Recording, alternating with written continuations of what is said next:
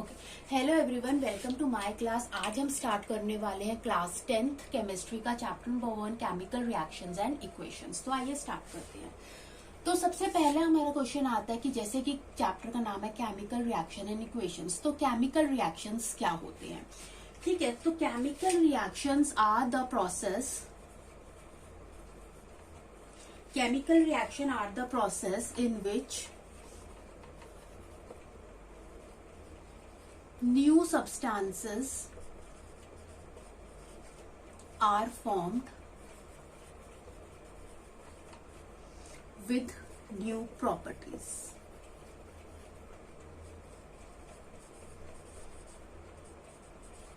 ठीक है, तो केमिकल रिएक्शंस जो होते हैं ये ऐसे प्रोसेस है जिसके अंदर न्यू सब्सटेंसेस बनते हैं और इन न्यू सब्सटेंसेस की इंटायरली न्यू प्रॉपर्टीज होती है। ठीक है, तो जो केमिकल रिएक्शंस होते हैं वो केमिकल चेंज है। ठीक है, it is a chemical change. Chemical change एक ऐसा चेंज आता है जिसके अंदर जो हमारा सब्सटेंस फॉर्म होता है, जिसे हम प्रोडक्ट कहते हैं, उसकी केमिकल प्रॉपर्टीज क्या होती है, इंटायरली डिफरेंट होती है। तो एक न्यू सब्सटेंस की फॉर्मेशन होती है और जितने भी केमिकल चेंजेस होते हैं वो परमानेंट होते हैं, एंड इरिवर्सिबल। ठीक है, तो जो भी केमिकल रिएक्शंस होते हैं वो एक केमिकल चेंज है और एक ऐसा प्रोसेस है जिसके अंदर न्यू सब्सटेंसेस की फॉर्मेशन होती है जिनकी एंटायरली न्यू प्रॉपर्टीज होती है। और ये जो केमिकल चेंज होते हैं कैसे होते हैं, ये परमानेंट चेंजेस होते हैं, आप इनको रिवर्स नहीं कर सकते एंड इरिवर्सिबल होते हैं। ठीक है, ओके, अब एक जनरल इक्वेशन हम लिख रहे हैं। ठीक है, जनरल केमिकल इक्वेशन।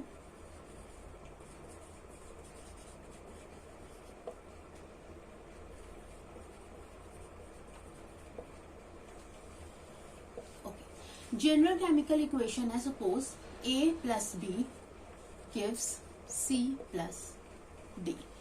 ठीक है, इसके अंदर सबसे पहले हमें देखना है कि ये A और B क्या होते हैं। A और B जो आप अपनी लेफ्ट हैंड साइड के ऊपर अपनी लेफ्ट हैंड साइड पर देख पा रहे हैं कि ये ऐसे सब्सटेंसेस है जो रिएक्शन में टेक पार्ट कर ले रहे हैं। टेक पार्ट लेने का मतलब ये है कि ये दोनों आपस में रिएक्ट होकर किस में कन्वर्ट हो रहे हैं, C और D में कन्वर्ट हो रहे हैं। तो ऐसे सब्सटेंसेस जो रिएक्शन में टेक पार्ट लेते हैं उनको हम कहते हैं रिएक्टेंट्स। तो हमारी ये साइड होती है रिएक्टेंट्स, जो लेफ्ट हैंड साइड है। ठीक है, और रिएक्टेंट्स जो हो रहे हैं वो किस में कन्वर्ट हो जाते हैं, प्रोडक्ट में। तो जो हमारी राइट हैंड साइड पे होते हैं वो प्रोडक्ट्स होते हैं। ठीक है, इसके बाद ये जो एरो होता है यहाँ पर, ये जो एरो है, जो इसका जो फ्रंट पार्ट है, ये किसकी तरफ पॉइंट आउट करता है, प्रोडक्ट की तरफ पॉइंट आउट कर रहा है।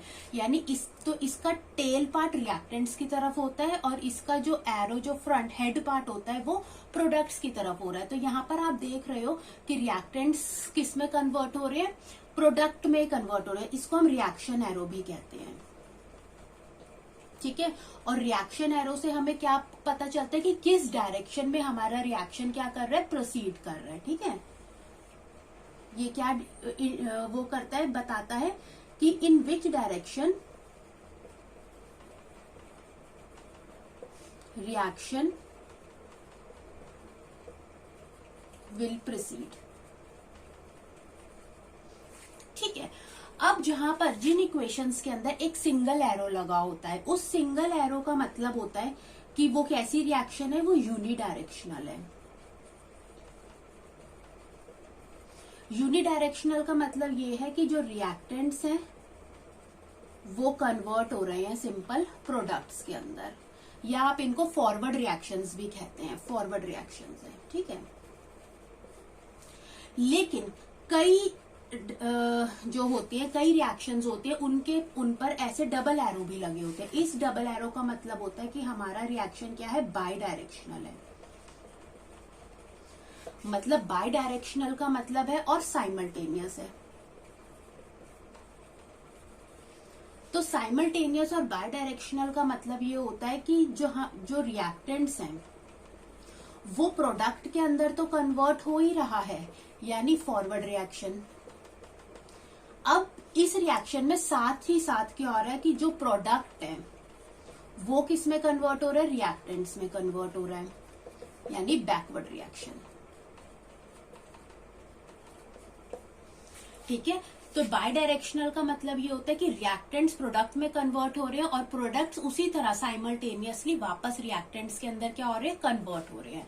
तो ये रिएक्शन एरो से हमें यही पता चलता है कि किस डायरेक्शन में हमारा रिएक्शन क्या कर रहा है, प्रोसीड कर रहा है। ओके, उसके बाद एक चीज, जितने भी फॉरवर्ड रिएक्शंस होते हैं यानी यूनिडायरेक्शनल रिएक्शंस होते हैं, ये तब तक चलते रहते हैं जब तक रिएक्टेंट्स में से कोई भी एक सब्सटेंस फुली कंज्यूम्ड नहीं हो जाता। जब इनमें से एक भी सब्सटेंस फुली कंज्यूम्ड हो जाएगा तो ये रिएक्शन क्या हो जाएगा, स्टॉप हो जाएगा और हमें क्या मिलेगा, एक न्यू प्रोडक्ट मिलेगा जिसकी एंटायरली डिफरेंट प्रॉपर्टीज होंगी। ओके, यहाँ पर मैं एक और एग्जांपल डिस्कस कर रही हूँ मैग्नीशियम का। मैग्नीशियम में एक बहुत ही रिएक्टिव मेटल होता है जो कि सिल्वरी व्हाइट कलर में हमको मिलता है। तो ये रिएक्शन हम लैब्स में बहुत ज्यादा यूज करते हैं और इसके लिए हम क्या करते हैं, सबसे पहले आप जब भी इस रिएक्शन को करें तो आपका जो मैग्नीशियम वायर है या रिबन की फॉर्म में हमको ये मिलता है, 2 सेंटीमीटर लॉन्ग होता है। आप इसके सरफेस को सैंड पेपर से क्या कर ले, रब कर ले। क्यों? क्योंकि मैग्नीशियम बहुत ही रिएक्टिव मेटल है, इसलिए ये इजीली ऑक्सीजन के साथ रिएक्ट करके क्या बना लेता है, ऑक्साइड की लेयर बना लेता है सरफेस के ऊपर, जो इतनी ज्यादा स्टेबल होती है कि वो कोई भी रिएक्शन को होने नहीं देती। ठीक है, इसीलिए जब हम इसकी रिएक्शन पर करते हैं तो हम उस लेयर को हटाने के लिए इसके सरफेस को सैंड पेपर से क्या करते हैं, रब करते हैं।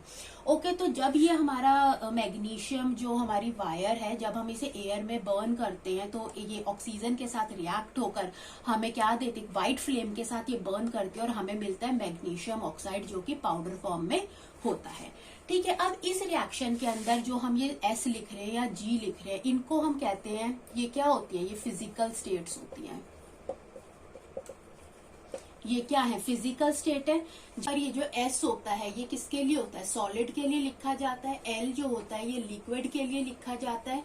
ठीक है, एंड G जो होता है वो गैस के लिए होता है और जो AQ होता है वो क्या होता है, एक्वा सॉल्यूशन होता है।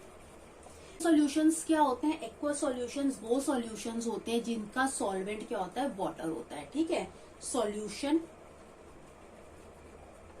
इन विच सॉल्वेंट इज वाटर। तो ऐसा सॉल्यूशन जिसका सॉल्वेंट क्या है, वाटर है, उन सॉल्यूशंस को हम क्या कहते हैं, एक्वा सॉल्यूशंस कहते हैं। तो रिएक्शन में जहां पर ये स्मॉल अल्फाबेट्स यूज होते हैं उनको हम क्या कहते हैं, फिजिकल स्टेट्स बताते हैं। ठीक है, उसके बाद जैसे आप देख सकते हो, ये जैसे यहाँ पे हमने 2 लगाया है, जो हम आगे की तरफ लगाते हैं, प्रीफिक्सेस होते हैं, इनको हम कहते हैं कोफिशिएंट्स। ठीक है, ये क्या होते हैं, कोफिशिएंट्स। कोफिशिएंट्स क्या होते हैं, कोफिशिएंट्स जो होते हैं ये प्रीफिक्सेस हैं। ठीक है, इनका एक बहुत इंपॉर्टेंट रोल होता है कि इसके अंदर बैलेंसिंग ऑफ इक्वेशन में। ठीक है, बैलेंसिंग ऑफ इक्वेशन के अंदर ये बहुत इंपॉर्टेंट रोल प्ले करते हैं। नेक्स्ट, ये हमें क्या बताते हैं, ये हमें बताते हैं कि कितने मॉलिक्यूल्स रिएक्शन में टेक पार्ट कर रहे हैं। ठीक है, तो ये हमें बताते हैं number of molecules, number of molecules that react to produce reaction। ठीक है, तो ये कोएफिशिएंट्स हमको क्या बताते हैं कि कितने मॉलिक्यूल्स रिएक्टेंट्स के हैं जो कि रिएक्ट होकर क्या बना रहे हैं, रिएक्शन बना रहे हैं। ठीक है, और ये जो आप देख सकते हो कि ये जो स्मॉल नंबर्स जो हमने बॉटम में लिखे हैं इनको हम कहते हैं सबस्क्रिप्ट्स। ठीक है, सबस्क्रिप्ट्स क्या होते हैं,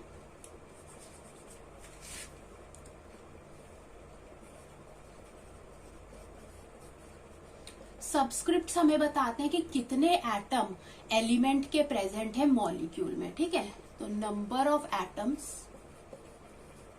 of elements present in molecule. ठीक है, कि कितने एटम्स एलिमेंट के प्रेजेंट हैं मॉलिक्यूल में, और ये सब मिलाकर क्या बनती है, एक केमिकल इक्वेशन बनती है। ठीक है, अब हम देखेंगे कि जो हमारे जो रिएक्टेंट्स हो रहे हैं वो आपस में रिएक्ट होकर क्या बना रहे हैं, प्रोडक्ट बना रहे हैं। तो और हम कह रहे हैं कि जो प्रोडक्ट फॉर्म हो रहा है उनकी एंटायरली न्यू प्रॉपर्टीज हो रही है। तो किसी भी रिएक्शन के पीछे, किसी भी केमिकल रिएक्शन के पीछे क्या मैकेनिज्म होता है, क्यों एक प्रोडक्ट जो सब्सटेंस बन रहा है, हमारा जो प्रोडक्ट है, क्यों उसकी न्यू प्रॉपर्टीज होती है। तो इस मैकेनिज्म को हम यहाँ डिस्कस करते हैं। तो इसके दो ही स्टेप आते हैं। स्टेप 1 आता है बॉन्ड ब्रेकिंग, बॉन्ड का टूटना। तो बॉन्ड ब्रेकिंग, इसके लिए मैं एक एग्जांपल ले रही हूं। H2 प्लस Cl2 जो हमारी गैसियस फॉर्म में गिव्स 2HCl, गैसियस फॉर्म में है। ठीक है, ये मैंने एक एग्जांपल लिया। अब सबसे पहले स्टेप 1 क्या है, बॉन्ड ब्रेकिंग। बॉन्ड ब्रेकिंग का मतलब है कि ये एक हाइड्रोजन मॉलिक्यूल है। हाइड्रोजन मॉलिक्यूल में कितने एटम्स है, 2 हाइड्रोजन के एटम्स है और इनके बीच में क्या है, बॉन्ड है। तो सबसे पहले सिमिलरली क्लोरीन मॉलिक्यूल के पास जो 2 क्लोरीन के एटम है उनके बीच में भी क्या है, इसी तरीके का बॉन्ड है। तो सबसे पहले क्या होगा, बॉन्ड ब्रेक होगा। इन यानी ओल्ड बॉन्ड्स जो होते हैं टूटते हैं। ठीक है, ब्रेकिंग ऑफ ओल्ड बॉन्ड्स।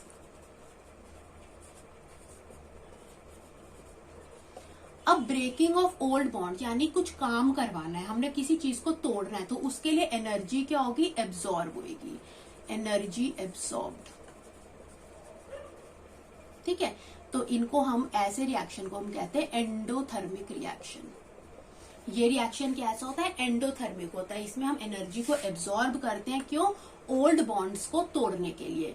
तो हमने जो हाइड्रोजन मॉलिक्यूल के बीच में या क्लोरीन मॉलिक्यूल के बीच में जो बॉन्ड था, हमने उनको तोड़ा और इसके लिए हमने बहुत ज्यादा अमाउंट ऑफ एनर्जी क्या करी, एब्सॉर्ब करी। तो ये था स्टेप 1। स्टेप 2 में क्या हुआ, bond formation, new bond formation. ठीक है, नए बॉन्ड्स बनते हैं। न्यू बॉन्ड फॉर्मेशन का मतलब ये है कि अब जब ये ओल्ड बॉन्ड्स टूट गए तो हमारा ये जो हाइड्रोजन के एटम थे, ठीक है, क्योंकि इनके बीच के बॉन्ड टूट चुके तो ये क्या हो चुके हैं, फ्री फ्लोटिंग है। सिमिलरली क्लोरीन के जो एटम्स है ये भी क्या है, फ्री फ्लोटिंग है। और अगर ये फ्री फ्लोटिंग है तो मतलब ये अनस्टेबल है, they are highly unstable. Unstable है तो यानी तो ये क्या करना चाहेंगे, अपनी स्टेबिलिटी को अचीव करने के लिए ये क्या करेंगे, आपस में अपने इलेक्ट्रॉन्स को शेयर करेंगे, कोवेलेंट बॉन्ड की फॉर्मेशन करेंगे। यानी हाइड्रोजन क्या होगा, अब क्लोरीन के साथ बॉन्ड फॉर्म कर लेगा, न्यू बॉन्ड्स की फॉर्मेशन होगी। देखो, तो हाइड्रोजन क्लोरीन के साथ बॉन्ड बनाएगा कैसे, हाइड्रोजन के पास एक ही वैलेंस इलेक्ट्रॉन है, ठीक है, और क्लोरीन के पास वैलेंस इलेक्ट्रॉन कितने होते हैं, एटॉमिक नंबर 17, इलेक्ट्रॉनिक कॉन्फ़िगरेशन होती है 287, 1 2 3 4 5 6 7। तो अगर हाइड्रोजन को अपना डुप्लेट कंप्लीट करना है और क्लोरीन को अपना ऑक्टेट कंप्लीट करना है, तो ये दोनों एक साथ अपने इलेक्ट्रॉन्स को क्या कर लेंगे, शेयर कर लेंगे और आपस में कोवेलेंट बॉन्ड की क्या करेंगे, फॉर्मेशन करेंगे। तो न्यू बॉन्ड्स की यहाँ पर फॉर्मेशन होगी। और जब भी न्यू बॉन्ड बनता है तो लॉट ऑफ एनर्जी क्या होती है, रिलीज होती है, एनर्जी रिलीजेस। तो ये एक्सोथर्मिक रिएक्शंस होते हैं। एक्सोथर्मिक मतलब एनर्जी का निकलना।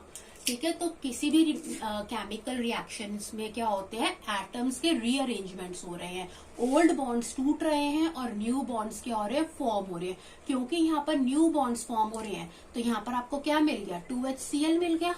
2HCl जो कि क्या है, हमारा प्रोडक्ट है और इसकी क्या है, एंटायरली न्यू केमिकल प्रॉपर्टीज हैं।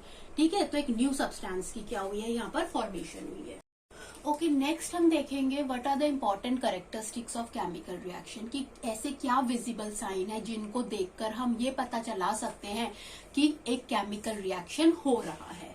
ठीक है, तो नंबर 1 जो इसके अंदर हमने पढ़ना है वो हमने देखना है evolution of gas. Evolution of gas का मतलब है गैस का निकलना। तो ये एक विजिबल साइन है जिसको देखकर हम पता चला सकते हैं कि क्या हो रहा है, एक केमिकल रिएक्शन हो रहा है, एवोल्यूशन ऑफ गैस।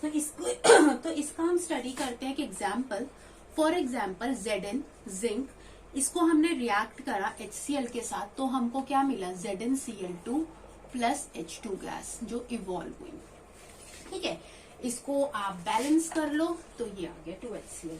अब देखो इस रिएक्शन में ये एक केमिकल रिएक्शन है, यानी एक केमिकल चेंज है। तो हमें कैसे पता चल रहा है कि जब जिंक HCl हाइड्रोक्लोरिक एसिड के साथ रिएक्ट कर रहा है तो बना रहा है जिंक क्लोराइड और हाइड्रोजन गैस इवॉल्व हो रही है, जो कैसे इवॉल्व होती है, बबल्स की फॉर्म में, जिसको देखकर ये एक विजिबल साइन है, जिसको देखकर हम ये बता सकते हैं कि ये क्या है, एक केमिकल रिएक्शन है। ठीक है, ये इसकी इंपॉर्टेंट कैरेक्टरिस्टिक है।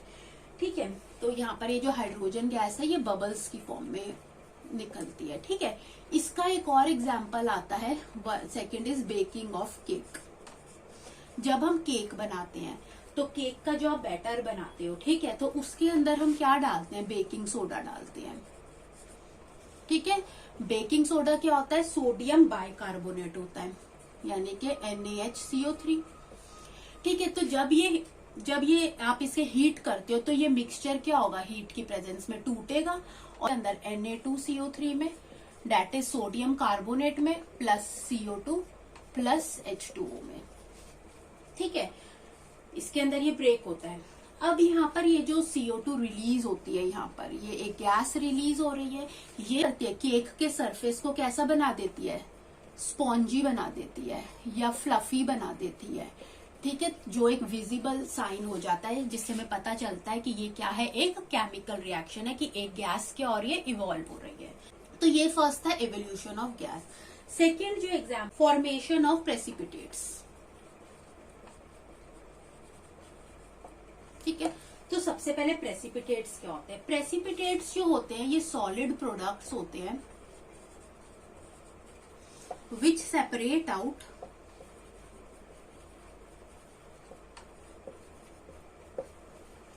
From solution during chemical reaction. ठीक है, तो प्रेसिपिटेट्स क्या होता है, ये सॉलिड प्रोडक्ट्स होते हैं जो सॉल्यूशन में से सेपरेट हो जाते हैं जब भी केमिकल रिएक्शन होता है।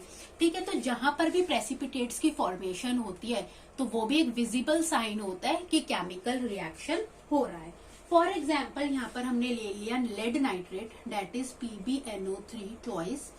लेड नाइट्रेट है, इसका रिएक्शन जब हमने पोटेशियम आयोडाइड के साथ किया तो हमें मिला potassium nitrate, that is KNO3। ठीक है, plus PbI2, that is lead iodide. ठीक है, ये मिला।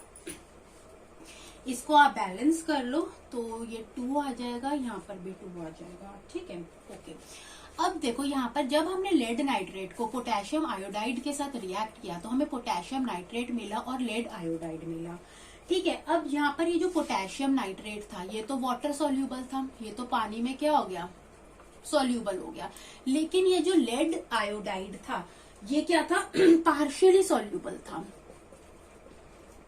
यानी ये वाटर के अंदर कंप्लीटली डिसॉल्व नहीं हुआ और एज अ फॉर्म ऑफ इसने क्या फॉर्म करे, येलो प्रेसिपिटेट्स बनाए, येलो प्रेसिपिटेट्स बनाए। ठीक है, येलो प्रेसिपिटेट्स की फॉर्मेशन करी और इन येलो प्रेसिपिटेट्स को देखकर हम ये बता सकते हैं कि ये भी क्या है, एक केमिकल रिएक्शंस है। ओके, आ जाता है भाई, वो आता है चेंज इन कलर, कलर का चेंज आना। ठीक है, change in colour. For example इसके डेली लाइफ के भी बहुत सारे एग्जाम्पल्स हैं, जैसे ब्राउनिंग ऑफ वेजिटेबल्स। अगर आप सब्जियों को एयर में ज्यादा टाइम के लिए रख दो, या जैसे एप्पल को रख देते हैं या किसी फ्रूट को रख दो, तो क्या हो जाते हैं, वो ब्राउन पड़ जाते हैं, ब्लैकिश ब्राउन पड़ जाते हैं। तो क्या होता है, एक कलर चेंज हो जाता है। तो ये भी एक केमिकल रिएक्शन है। या हम बोल सकते हैं रस्टिंग ऑफ आयरन, जब जंग लग जाता है आयरन में तो रस्ट की फॉर्मेशन हो जाती है, ब्राउन फ्लेक्स की फॉर्मेशन होती है, कलर चेंजिंग रिएक्शन है। तो ये भी एक इम्पॉर्टेंट कैरेक्टरिस्टिक्स आती है किसकी, केमिकल रिएक्शन की। इसके अंदर एक और एग्जांपल देख सकते हैं आयरन का। जब हमने आयरन की स्ट्रिप को कॉपर सल्फेट सॉल्यूशन में डाला, जो कि क्या उनसे कलर का होता है, ब्लू कलर का होता है। तो अब क्योंकि आयरन जो है कॉपर से ज्यादा रिएक्टिव होता है तो वो कॉपर को क्या कर देता है, डिस्प्लेस कर देता है और खुद एक सॉल्यूशन फॉर्म कर देता है, डेट इज आयरन सल्फेट, जो कि ग्रीन कलर का होता है। और इसमें जो कॉपर होता है, रेड ब्राउन कॉपर, वो आयरन पे डिपॉजिट हो जाता है। तो यहाँ पर ब्लू कलर से सॉल्यूशन का कलर ग्रीन हो गया। तो ये भी सारे क्या है, कलर चेंजिंग रिएक्शंस हैं। नेक्स्ट जो आता है इसके अंदर fourth, that is change in state. Physical state का चेंज हो जाना, ठीक है, फिजिकल स्टेट में चेंज आना, चेंज इन स्टेट। तो फॉर एग्जाम्पल इसमें बहुत इजी सा एक एग्जाम्पल है, जैसे कि 2H2 जो गैस है प्लस O2 जो गैस है, कन्वर्ट किस में हो रहा है, 2H2O, ठीक है, लिक्विड के अंदर। ठीक है, तो आप यहाँ देख सकते हैं जो हमारे यहाँ दोनों ही रिएक्टेंट्स हैं, ठीक है, वो गैशियस फॉर्म है, लेकिन जो हमारा न्यू सब्सटेंस फॉर्म हो रहा है वो किस स्टेट में है, लिक्विड स्टेट में। तो चेंज इन स्टेट भी किसका एग्जाम्पल है, एक केमिकल रिएक्शंस की इंपॉर्टेंट कैरेक्टरिस्टिक है जो बताता है कि केमिकल रिएक्शन हो रहा है। ठीक है, ओके, नेक्स्ट इसके अंदर फिफ्थ आ जाता है change in temperature.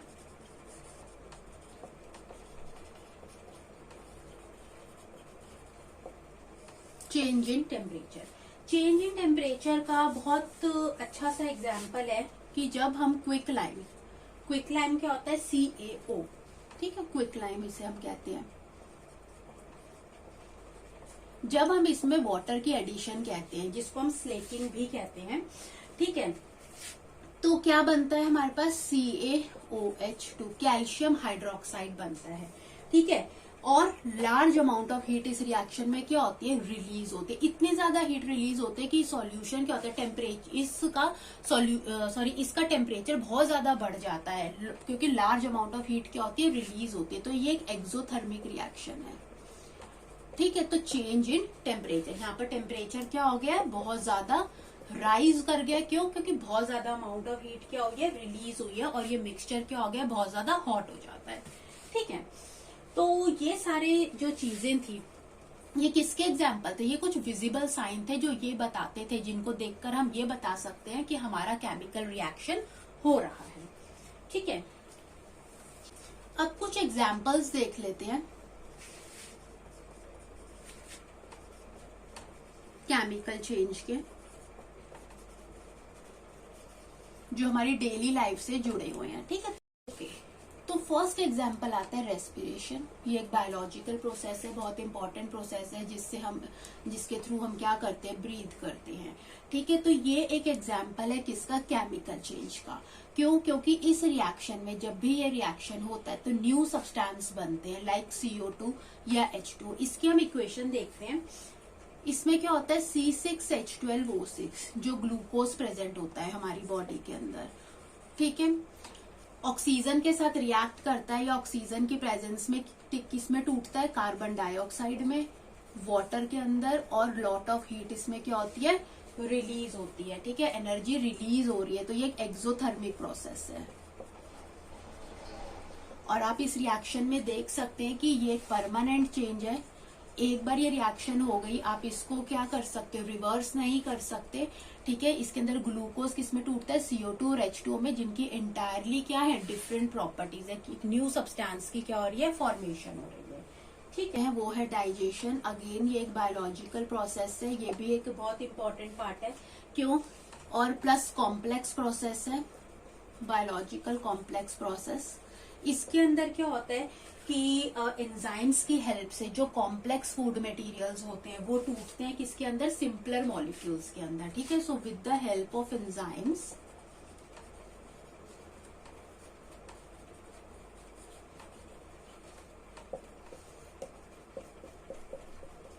Complex food molecules break into simpler molecules.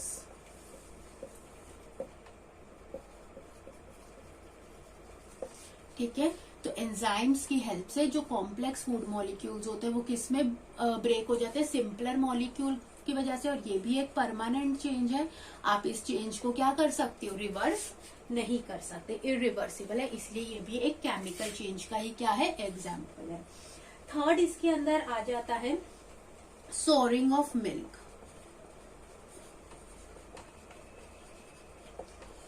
Souring of milk, ठीक है, सोरिंग ऑफ मिल्क जो होता है जब भी हम अब देखो मिल्क है, ठीक है। सॉरिंग ऑफ मिल्क का मतलब क्या होता है, मिल्क। मिल्क के अंदर कौन सी शुगर प्रेजेंट होती है, लैक्टोज शुगर। तो जब लैक्टिक एसिड बैक्टीरिया की प्रेजेंस में ये क्या करता है, ये बैक्टीरिया इस लैक्टोज शुगर को कन्वर्ट कर देता है किसके अंदर, लैक्टिक एसिड के अंदर। और हमारा जो मिल्क जो लिक्विड फॉर्म में था अब वो सेमी सॉलिड फॉर्म में आ जाता है, जिसको हम क्या कहते हैं, कर्ड कहते हैं। ठीक है, ठीक है। तो ये भी एक केमिकल चेंज है, क्योंकि आप इसे रिवर्स नहीं कर सकते। ओके, तो टॉपिक छोटा सा डिस्कस करते हैं कि फिजिकल चेंजेस क्या होते हैं। हमारे इन्वायरमेंट के अंदर दो ही तरीके के चेंजेस होते हैं, या तो केमिकल चेंजेस होते हैं या फिर फिजिकल चेंजेस होते हैं। अब जैसे कि नाम बता रहा है कि फिजिकल चेंजेस ऐसे चेंजेस होते हैं जिसमें केमिकल कॉम्पोजिशन जो होती है ना वो ऑल्टर नहीं होती सब्सटेंस की। So chemical composition does not alter. अगर केमिकल कंपोजिशन ऑल्टर नहीं हो रही तो यानी जो न्यू सब्सटेंस बन रहा है उसकी केमिकल प्रॉपर्टीज के अंदर कोई भी चेंज नहीं हो रहा, यानी रीअरेंजमेंट एटम्स का नहीं हो रहा। इसीलिए ये क्या है, एक फिजिकल चेंज है। ठीक है, ये परमानेंट नहीं होता, टेम्पररी होता है। ठीक है, अब अगर इसके अंदर केमिकल चेंज नहीं हो रहा तो इसके अंदर किस में चेंज आता है, सिर्फ फिजिकल प्रॉपर्टीज में चेंज आता है। तो change in physical properties, physical properties में हमें चेंज दिखता है। जैसे एग्जांपल वॉल्यूम हो गया, ठीक है, अपीयरेंस हो गई, ठीक है, शेप हो गई, साइज हो गया, तो इनके अंदर हमें चेंज दिखने को मिलता है। ठीक है, थर्ड हम कह सकते हैं कि ये चेंजेस जो होते हैं ना रिवर्सेबल आते हैं। आप इन रिएक्शंस को क्या कर सकते हो, रिवर्स कर सकते हो। तो जितने भी स्टेट चेंजिंग रिएक्शंस होते हैं ना वो किसमें, वो क्या होते हैं, फिजिकल चेंजेस होते हैं।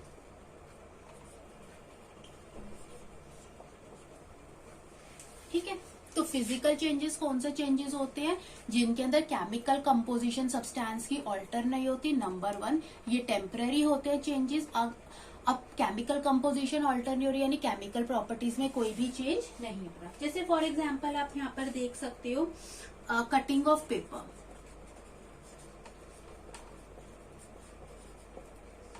कटिंग ऑफ पेपर, अगर हमने सपोज एक पीस ऑफ पेपर लिया, ठीक है, हमने इसको क्या कर दिया, कट कर दिया।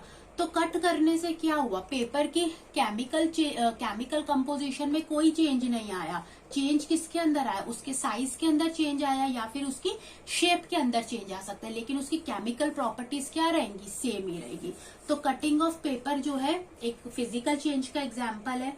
नेक्स्ट इसके अंदर जैसे चेंज होता है बॉइलिंग ऑफ वाटर। जब हम पानी को बॉईल करते हैं, ठीक है, तो बॉईल होकर स्टेट चेंज हो जाती है, लिक्विड से क्या हो जाती है चेंज, गैस हो जाती है। तो खाली स्टेट के अंदर चेंज आ रहा है, रह तो पानी रहा है ना, उसकी केमिकल प्रॉपर्टीज नहीं बदल रही। Similarly melting of ice, melting of ice क्या होता है, सॉलिड से लिक्विड हो जाना। ठीक है, और ये आप रिएक्शंस देख सकते हो कि आप मेल्टिंग ऑफ आइस है, जब सॉलिड से लिक्विड हो रहा है, अगर आप दोबारा इस रिएक्शन को क्या कर सकते हो, रिवर्स कर सकते हो, जिसे आप फ्रीजिंग कह दोगे। ठीक है, लिक्विड से दोबारा क्या हो जाएगा, सॉलिड हो जाएगा। तो सिर्फ स्टेट चेंज होगा, केमिकल प्रॉपर्टीज सब्सटेंस की क्या होगी, सेम ही रहेगी, उसके अंदर कोई भी चेंज नहीं आएगा। ठीक है, अगर आपको अच्छा लगा हो ये वीडियो तो आप इसे जरूर लाइक करें एंड सब्सक्राइब करें। Thanks for watching.